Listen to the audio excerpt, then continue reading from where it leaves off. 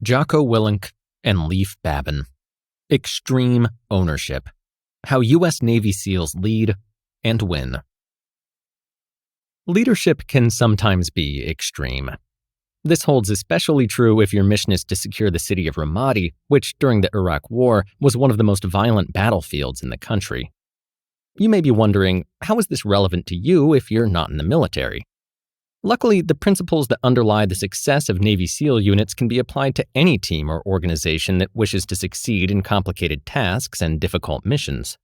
With strategies such as cover and move and prioritize and execute, you'll learn how to lead and win even the most challenging battles. Leading a team to success means taking responsibility for each and every one of its failures. In 2012, one of the authors, Jocko Willink, was in Ramadi, Iraq as a SEAL Task Unit commander when his unit was met with heavy fire from what was assumed to be the Mujahideen, or enemy insurgents.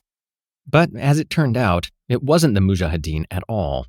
It was another SEAL unit, and in the chaos of the friendly fire, a soldier lost his life. As the ranking officer in the operation, there was only one thing Willink was certain of. Everything that went wrong was his responsibility. And guess what? By taking ownership of this horrible event, he actually saved his job. That's because his superiors knew what lots of business leaders don't. Every leader makes mistakes, but only the good ones take responsibility for them. That's why he was allowed to keep command of his unit. The importance of the commander's attitude can also be seen during the worst-case scenario trainings that SEAL teams undergo. The majority of units that underperform during such operations have leaders who blame either the scenario, their subordinates, or the troops themselves. In other words, by refusing to take responsibility, they fail their missions. On the other hand, the SEAL units that perform the best in training are led by commanders who readily shoulder blame, seek out constructive criticism, and take detailed notes on how to improve. When leaders fail to take responsibility, the consequences can be far-reaching. For instance, in Willink's experience, when a poor SEAL leader blames everyone but himself, that bad attitude is passed on to his subordinates, who then do the same. This results in the team becoming ineffectual and incapable of carrying out their plans. Such a team just makes excuses and passes the buck instead of adjusting to and solving the problems that inevitably arise. By the same token, the subordinates of leaders who take total responsibility emulate that behavior themselves. As a result, accountability and initiative spread all the way down the chain of command. To successfully execute your mission, understand its importance.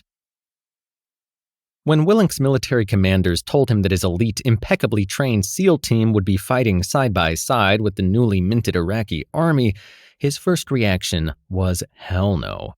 He felt the Iraqis were poorly trained, horrendously equipped, and occasionally disloyal to their American allies.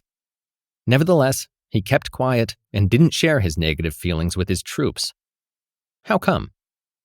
Well, before speaking out against the plan, he had to figure out why it was being implemented. As it turned out, including the Iraqi Army in Navy SEAL operations was actually a strategic move intended to eventually enable the withdrawal of U.S. forces from the country. Once he learned this, he could believe in the mission and convince his team to do the same. So he went to work passing his conviction on to his unit. Once they too understood why the mission had been assigned, they were also able to commit to it and help carry it out. However, if Willink had questioned the mission outright, openly voicing his criticisms to his unit, the backlash from his team would have increased dramatically. Even if he had later seen the light of day and tried to convince them to support the mission, their doubts probably would have remained, and the mission may have failed. In other words, whether you're the head of an elite military fighting unit or a corporate team, you as a leader need to be a true believer. That is, you must fully support the objectives of your team. So when you receive an order that seems questionable, you should consider how its objectives might align with the greater strategic goals of the organization you work for. After all, as a leader, you're a part of something that's bigger than both you and your team. If you can't understand why you're being asked to do something, it's on you to seek answers from somewhere higher up the chain of command. Asking your superiors why a decision was made can be daunting, but a failure to secure this strategic understanding means eschewing your responsibility, a move any good leader must avoid at all costs. Treat your allies as a support network, not as competition.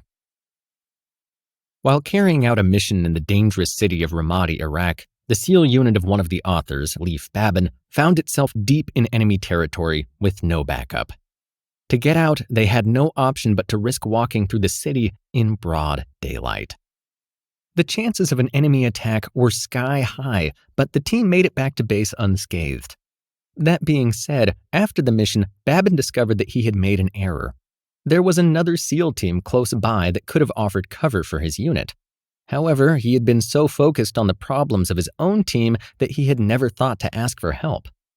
Because of this, he failed to employ one of the most fundamental Navy SEAL tactics, cover and move, which basically means work as a team. The idea is that every element must work together and support all the others to achieve the overall mission. In the example above, Babin had been so myopically focused on his own unit's objectives of evacuation without injury that he had forgotten what the other SEAL units were doing and how they could work together. As a result, he had put his team in greater danger than was necessary.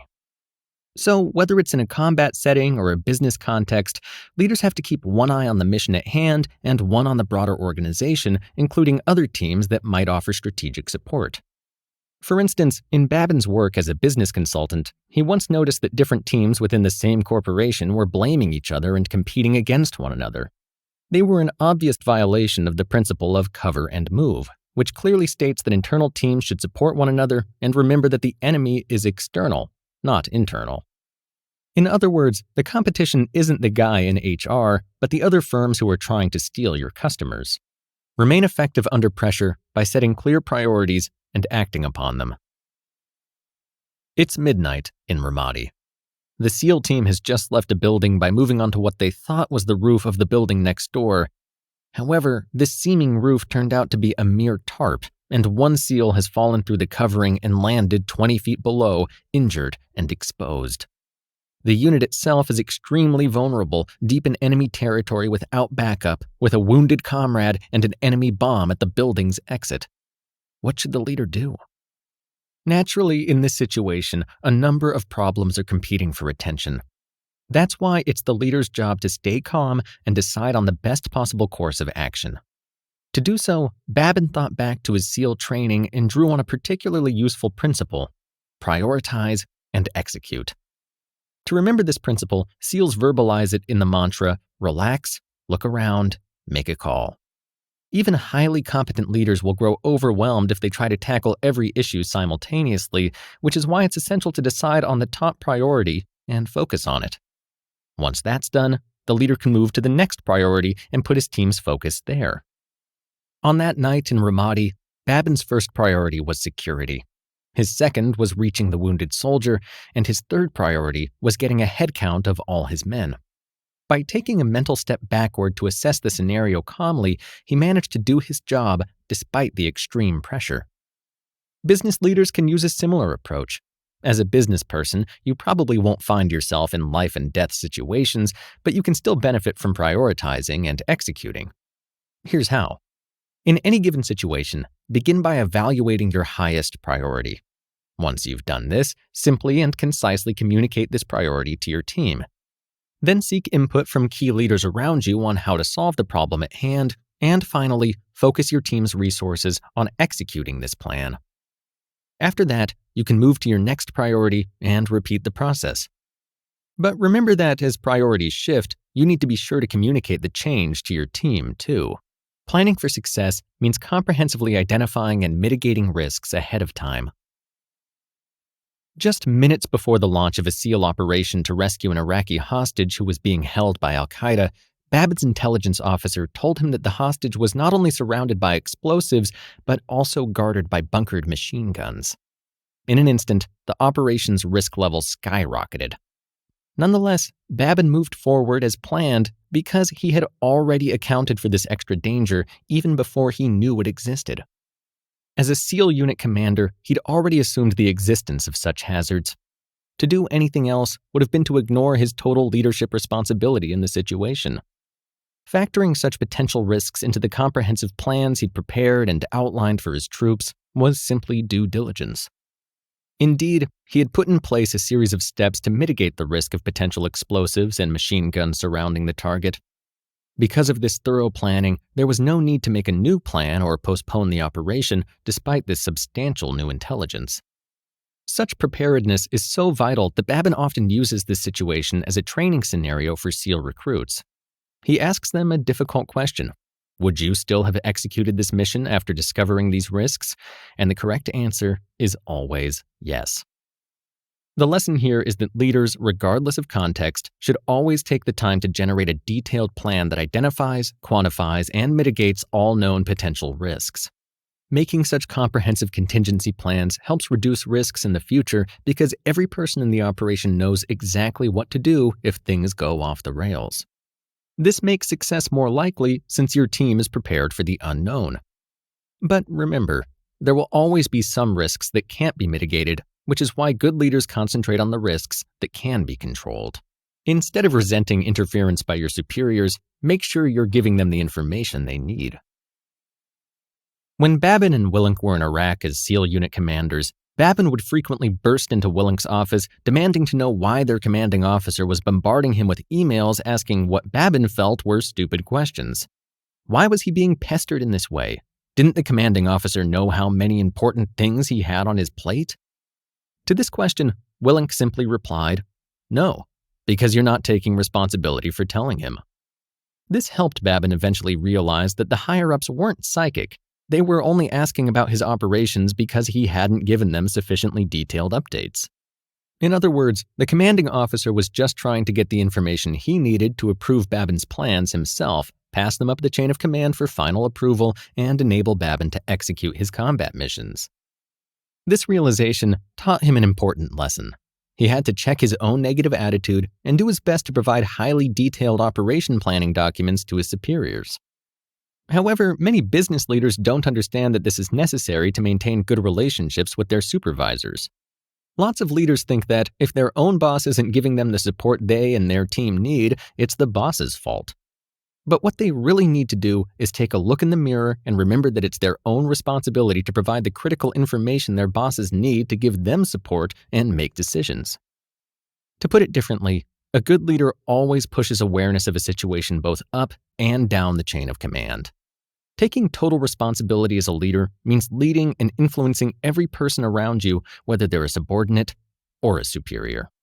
The key message is that as a leader, whether in a military or business context, you need to take total ownership of your team and its work. Doing so means bearing responsibility for your team's successes as well as its failures, drafting detailed plans that account for risks, and maintaining tight lines of communication in all directions.